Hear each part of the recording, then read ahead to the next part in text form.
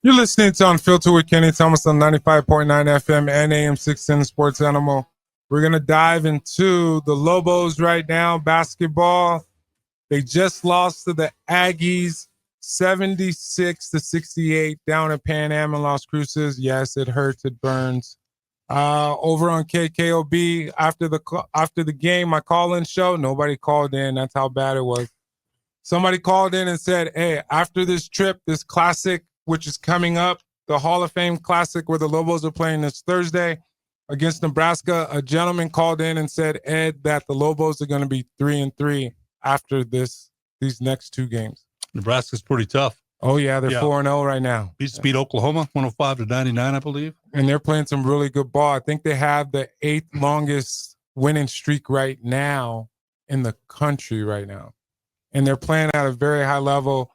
But the way that they're playing right now, they're playing on all different cylinders from behind the perimeter and in the paint. They're averaging 89 points right now, coming off of that win. That was 105-99 that Ed just brought up against Oklahoma. It's going to be on Peacock and NBC Sports now.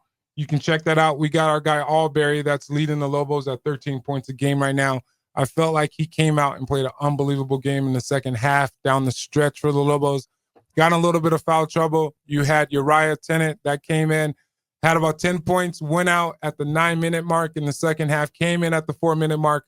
I had the privilege of going to the press conference on Monday and asking Coach about Uriah Tennant and Alberry playing together, because where's that offensive presence going to come from when it comes to the backcourt? Obviously, Luke is more of a guy that's going to drive and penetrate. You don't see him taking too many threes, but it's going to have to come from somewhere. You got Chris Howell that's about 6'6", but he's more of a post-up guy. People think he's slow, but it's going to be interesting to see how this team gels going up against the team in Nebraska.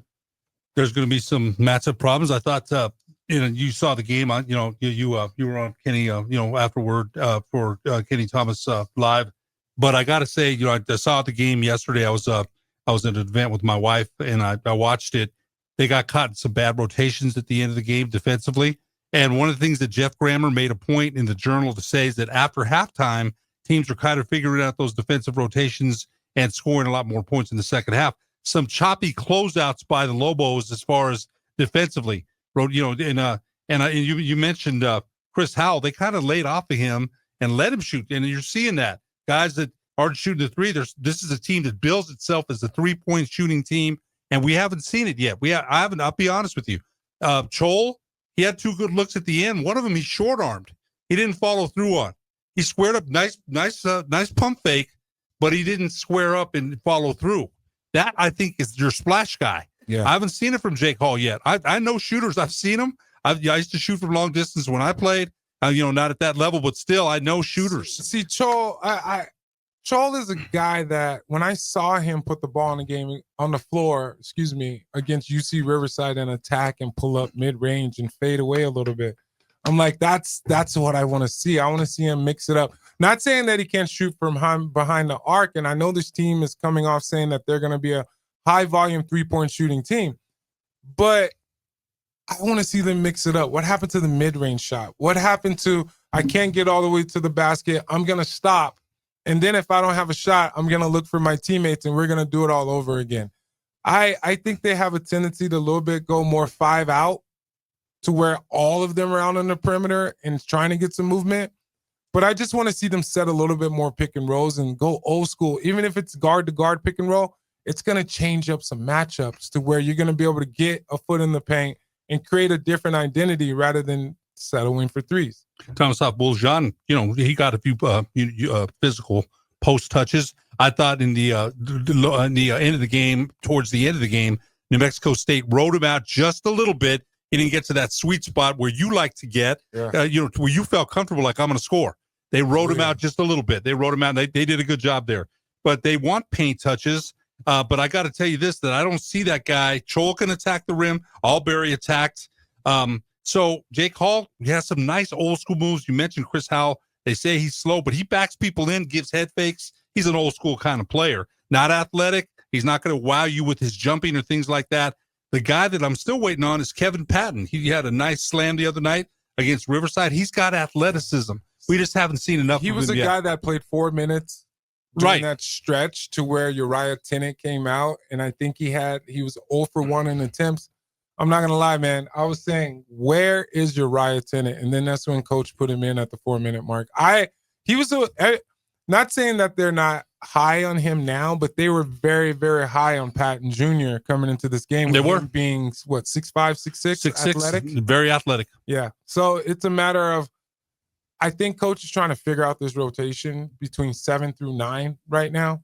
And I don't think we know what that is, but they're trying to get the kinks out, is what he said, and trying to identify as they play better teams, like an Aggie team that they just ran into that can shoot the ball pretty good, and they're very aggressive in so many different ways, to where they're going to have to be able to come out and capitalize on these things. But being able to go in a hostile environment and play against the top team in Nebraska, I'm really interested to see how this unfolds this coming Thursday. I got a question for you guys out there, and you can totally call 505-246-0610 or text me. Can UNM pull off an upset against a Big Ten team, which is this Nebraska team right now? I feel like they can if they come out and figure out how to play team ball and create that team chemistry. I feel like they can have another opportunity, not only to just beat Nebraska, but they can get an opportunity to play Kansas State or Mississippi State on Friday. I mean, it'd be huge if they're able to actually go in and get a win in this tournament. I mean, it is nice too. I mean, you are mentioning about how the team is still trying to figure out what the team is or work the kinks out. I mean, they've had a different Lobo leading and scoring for each of the first 4 games, which clearly shows they're trying to figure out the rotation and where things are going to go. Yeah. Go ahead, Ed. I think I think one of the things that Skip just said, it's a young season. It's you know what? Remember one thing, not one player came back, new player. Yeah. And some of the things I read online, and I shouldn't read them. Like because, what? No, just this is unfiltered. You can censor it, but still say no, it wasn't custom. It was just like, Coach Olin's in over his head. This isn't going to work. This and that. They freelance. I'm like, okay, look, you don't know the game, man, because it's a system that he's running. It is. If they don't have something on the first possession, they go to the second possession. They're going to set a lot of drive pick. It's a read and react system. Now, you know what, Tannett, to your point, Tannett had some really good looks near the end of the game, and they just didn't go in. Yeah. Good looks, though. Yeah. Those. If I'm Coach Olin, I'm saying that's what I want you to do. That's what we want. It's got to make the shots. The only thing I'm going to say, you mentioned, I think they lack some athleticism at the wing that attack. It's still going to be a great test against Nebraska and Santa Clara. Where are we? Where are we at? And, I think they're developing still. It's a system that's not going to just – they won 20 games in a row, 3 years in a row. So they've got work to do for sure. I mean, they're 3-1 right now. And obviously people are like – it's a great start for them. They should be very happy with it. It's a huge start because you play UT Arlington first game at home. Okay. Then you play UC Riverside at home. Okay. Then they go down to war, basically the war zone, because it was going to be a war down there because these guys down in Aggie land, down in Las Cruces, you see them shooting their pistols all the time. But, man, Ed, I'm stuttering right now because I don't even know what to say because we lost. Okay, I'll tell you one thing. The thing, number 9 was sets for New Mexico State. This is why, rivalry game return to home and home. Because you could look forward to it. If the Aggies beat us there, then you're like, okay, we'll get them back here, right? And now they only play once a season. And, man, that burns me because they beat us here last year in the pit, right? Yeah. Then they beat us again. Yeah. And, man, I hate losing to them. I do. I can't stand losing to the Aggies. No, I miss the home and home with them as well. It's the Rio Grande rivalry needs to be 2 games. They talked about it in the paper this morning. Now, it's going to be tough, Kitty, because Fernando Lobo said, it's tough when the new conference schedule and the non-conference schedule, but it's about revenue and money. And they sell out the pit when the Aggies come here, man. I think they'll figure out a way to make it happen. Let's continue this when we get back. We're going to take another break. That's my guy, Ed Nunez, and I got Skip. I almost said Chris. So I got Skip. You're listening to Unfiltered with Kenny Thomas on 95.9 FM and AM 610, the Sports Animal. You're listening to Unfiltered with Kenny Thomas on 95.9 FM and AM 610 Sports Animal. I got my guy Ed Nunez in here, and I got Skip Lacome in here as well. We're about to talk about the Houston Rockets right now. The Rockets have been balling. They're 3rd in the Western Conference, 9-3. And we were just talking about the Lakers. The Lakers are 10-4, right behind the Houston Rockets. And you got the Warriors that are in 7th. And you got my old team, the Sacramento Kings. Unfortunately for Doug Christie, they're 3-11. That's not looking good over there. But we got to dig a little deep right now because KD, man, everybody think KD's done. KD's a guy that's obviously a journeyman to where he gets to be like a LeBron 1.1 or 1.2 to where he can go and travel to whatever destination he wants. I have mad respect for KD. 37 years old, ends up with the Rockets. The Rockets starting lineup without Fred VanVleet is at 6'6". You got Şengün that's playing some unbelievable ball. Last year in the playoffs, he wasn't there that much, but he didn't have a little bit of help there. But, man, you got a squad over it with the Rockets, man. Aren't they on like a 10-game, like an 8-game winning streak or something right now? They're I'm not sure what the streak is, but KD 35 points last night. And I think he's been around, right? You mentioned journeyman, Oklahoma City, Brooklyn, the Warriors. I was surprised he left Golden State. I thought that was a pretty good deal for him. And what they call it, the death lineup with him and Thompson and Curry. Why do you think he left? He said, you know what? They said, I don't remember. Draymond and him got into it and on the bench, and Draymond called him a B. And he said that had something to do with it. Houston has won 9 of their last 10 games. Wow. Yeah. So having a pretty good year. They've been balling, and Şengün made a statement, hey, I'm cool with KD taking the last shot. Did you see that last shot, that crossover at the top of the key to where he got in the right position, coming downhill, went from right to left, got into his left hand where he's very dominant, mid-range shot, top of the key, fade away, boom. Game winner. Vintage KD, right? Yeah. And, you mentioned Şengün, and that guy's old school as can be. Yeah. Not a great leaper, but great head fakes, can shoot the medium range shot. Handle the rock. Yes. Too. Passer. Oh, yeah. So if there's somebody that might be a threat to OKC in the West, it's not the Lakers. It's not right now. It could be Houston because the OKC comes at you with length. Chet Holmgren, I wonder what his growth was going to be from year 1 to year 2. 26 points last night. SGA 23.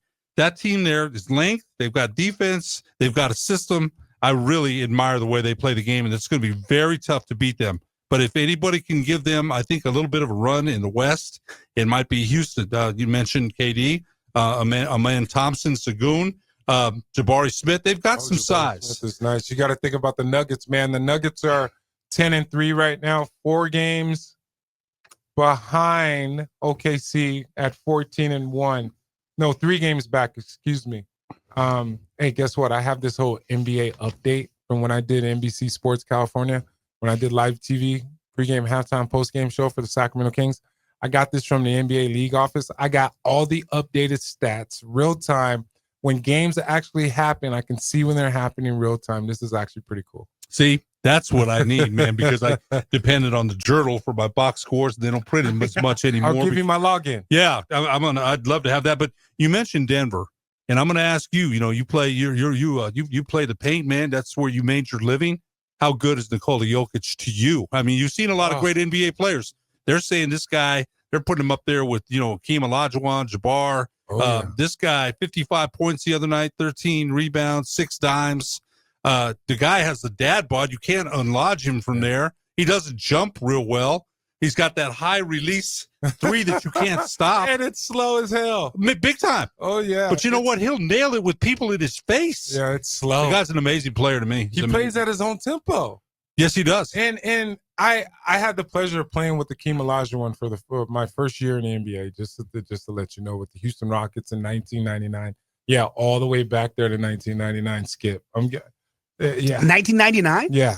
It's one of those things, man. Yeah. But when I was with the Hakeem Olajuwon, he was on skates. Like, he was like a ballerina. The way that he just glided, he dictated the shot that he wanted to do. He used to always tell me, Kenny, dictate your shot. Take your shot.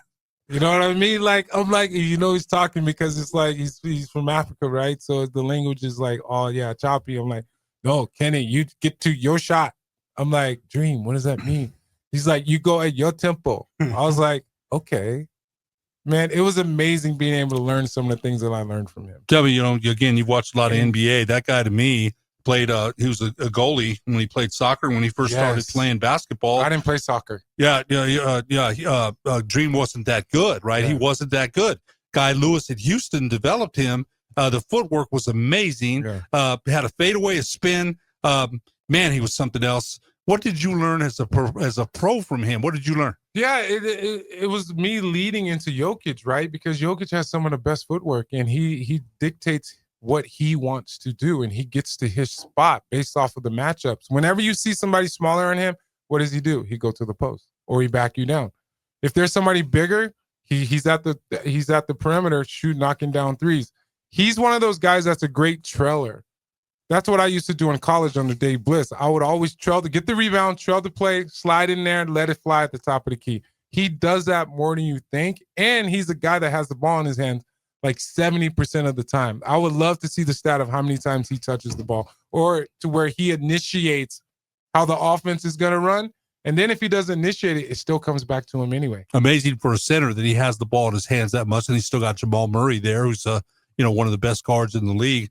But I think when you mentioned you had a lethal drop step when you played here for UNM and at Albuquerque High and in the pros. Yeah. Did Dream try to tell you anything about your footwork, or did you learn any more footwork from him? It's one of the things when I used to back people down when I was in college, right?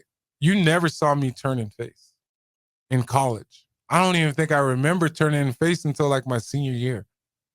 When I got to the NBA, I can't back down guys. They're bigger than me. I'm 6'7", 6'8". They're bigger than me. Backing them down with the resistance, but in the NBA, you can have your forearm in somebody's back, and you can still hip check them back then. Now you can't touch anybody, period. But it was limiting me to be able to be the kind of player that I had to be, because I had to be quicker. My first step was my identity being able to get by guys. I used to always attack the top foot. I don't care if the top foot was on the baseline. I don't care if the top foot was in the middle of the paint. I'm attacking that top foot. Let me tell you why. Because you can't recover.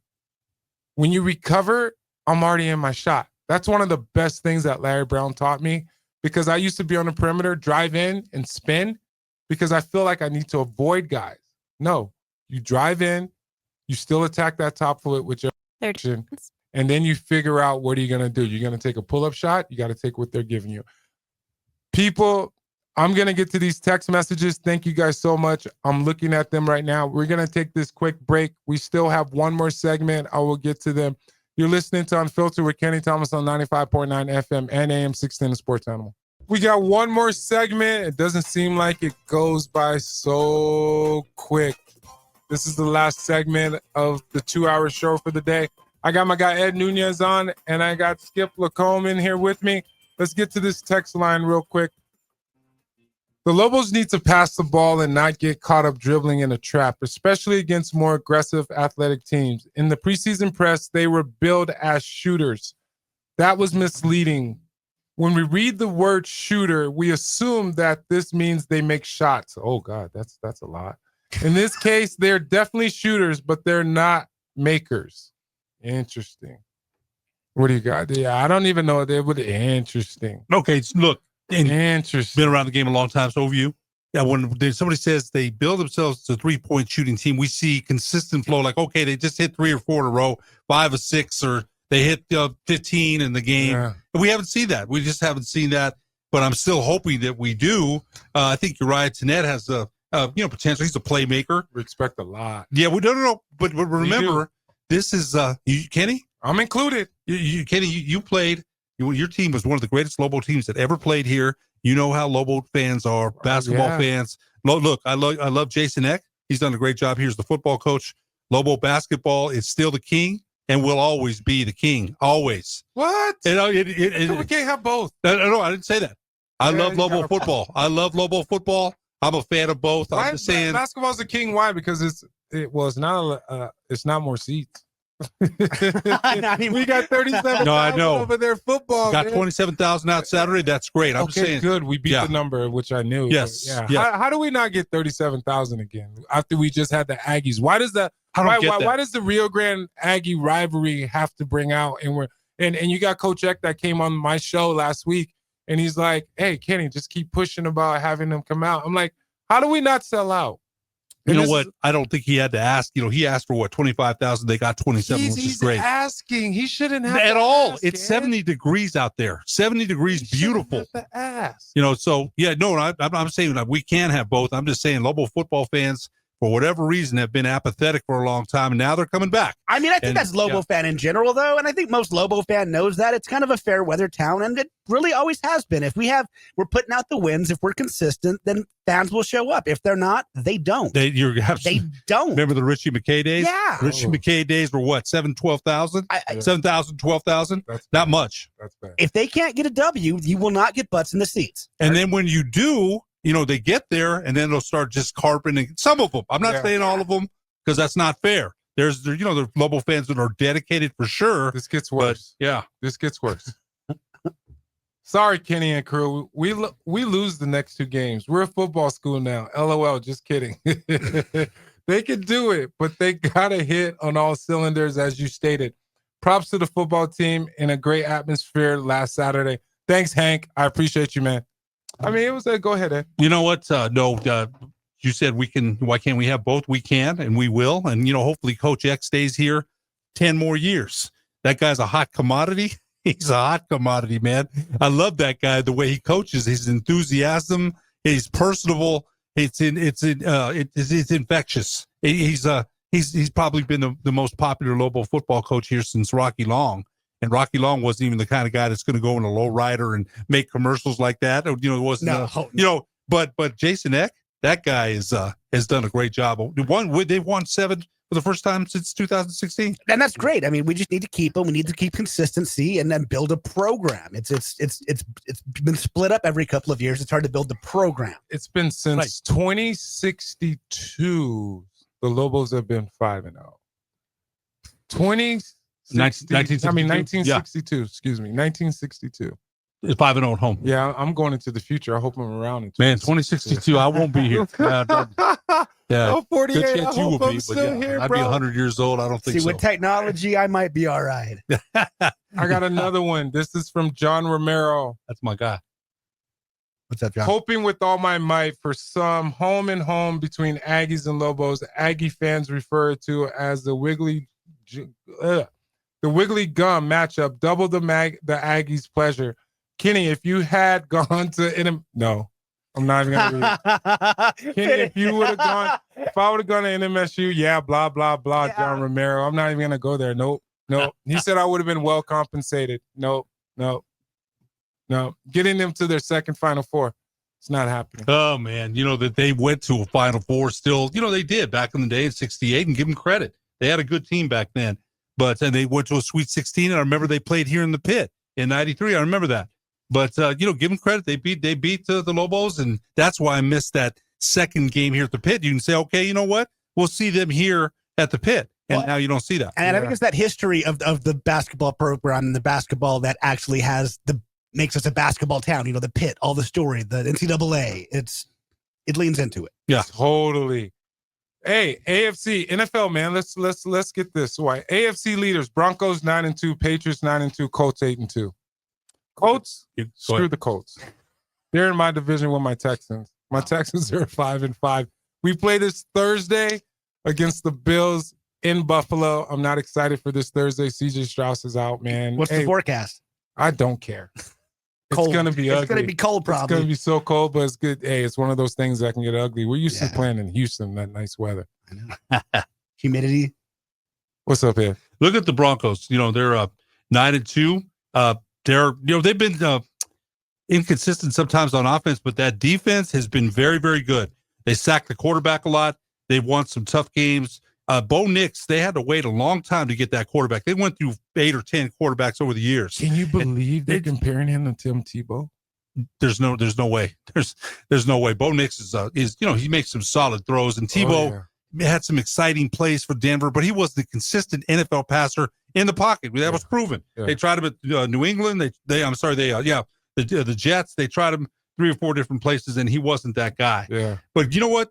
The Patriots, 8 wins in a row. Yeah, that's nice. I'm keeping my eye on them. The Rams, that might be their best team they've had there since NFC leaders. Oh yeah, the Eagles, man, 8-2 right now. You got the Bears balling out 7-3. People don't like hearing that. You know what? Caleb Williams. There's questions about him last year. He won a tough game against Minnesota on Sunday. And the Bears, man, they're looking pretty darn good. Wild card race right now. Seattle 7-3, Packers 6-3-1. The Bills, whatever, who cares? But they're 7-3 right now. Then you got the local angle Cowboys now 4-5-1, back in NFC wild card hunt after Monday's night win. Which team looks most dominant heading into Week 12? Texans. Nope, just kidding.